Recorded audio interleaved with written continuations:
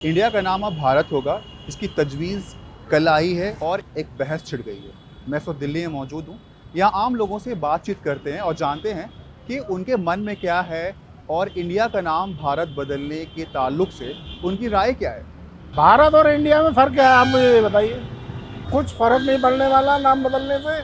Same वही condition रहेगी जो आज है वो कल रहेगी। It's absolutely unnecessary. It's just the BJP trying to reinforce and reimpose the Hindutva rhetoric all over the country, and this might also इससे बहुत ज़्यादा financial नुकसान हो सकता है because every document has to be then renamed. हमारे देश में लोगों के पास खाने के लिए खाना नहीं है, पहनने के लिए कपड़ा नहीं है, रहने के लिए घर नहीं है, तो हमें इन मुद्दों पे फोकस करना चाहिए, ना कि इस पे। नाम तो पहले से ही भारत था, ये एक अंग्रेज़ों की देन है हमें, जैसे हमने रेक्टिफाई किया है, जैसे हमने इंडियन पीनल कोड को रेक्टिफाई किया है, वैसे हम बाहर लाए ना भारत।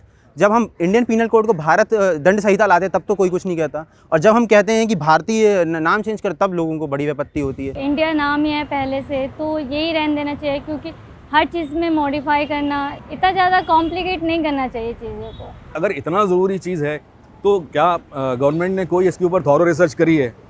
क्या कोई ओपिनियन पोल लिया है कि भाई कि ये हमारा ये ज़रूरी मुद्दा है? ये ज़रूरी मुद्दा कतई नहीं है। मतलब जो है हमारे पासपोर्ट पे भी जो है वो रिपब्लिक ऑफ इंडिया लिखा होता है, भारत गणराज्य लिखा होता है, ज़रूरी है। हमारे कॉन्स्टिट्यूशन भी यहाँ से शुरू हो रहा है, हमारे नोटों पे भी लिखा हुआ है। मेरे लिहाज से ज़रूरी नहीं, मैं तो कहूँगा कतई गैर ज़रूरी चीज़ है।